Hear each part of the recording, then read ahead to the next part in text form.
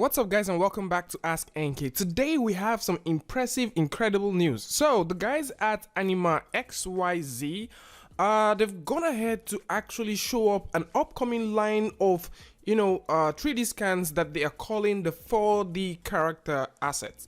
And these 4D character photoscanned assets would really make a lot of sense when you get to see it. So if you don't know who the guys at Anima XYZ are, they are a company that actually pride themselves in making crowds for visualization. You can also use the crowd if you're doing a bit of short video effects, more like that.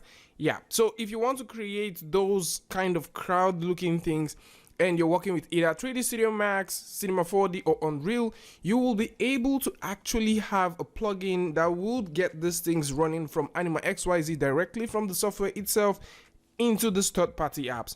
Other things that you can do is, if you have Anima XYZ by default, you can also go ahead and export these things as FBX, DAE, which is Collada, and you can use V-Ray to render. So the cool thing with this right now is, with the new version or with the new thing that they're coming up with, you will be able to actually get facial and clothes deformation. So facial deformation is coming to these guys. Cloth deformation is also coming. Right now there is no concrete information on their website yet, and there is actually no concrete information about how this is going to work. I kind of think that this would make a lot of sense over the period of time, and it is also really incredible to see that these software companies, they are moving away from the default way of just creating characters. I cannot wait to see these type of things come into apps like Twinmotion and other rendering apps. To me, this is going to be a huge time saver, and I also believe other artists will actually find this impressive. The fact that you can now have realistic animation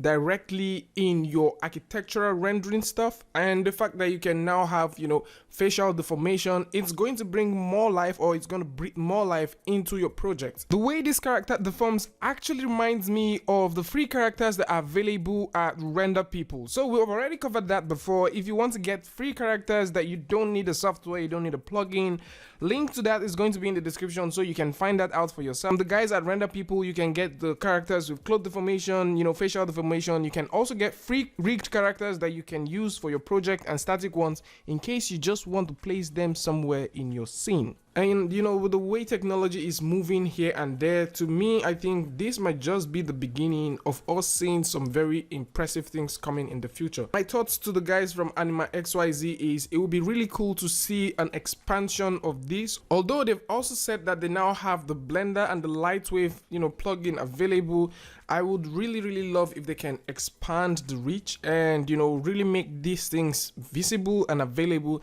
And of course, if you want to get a copy, or if you want to download these two, link is going to be in the description so that you can check that one out. Link to where you can find these on the eShop is going to be available as well.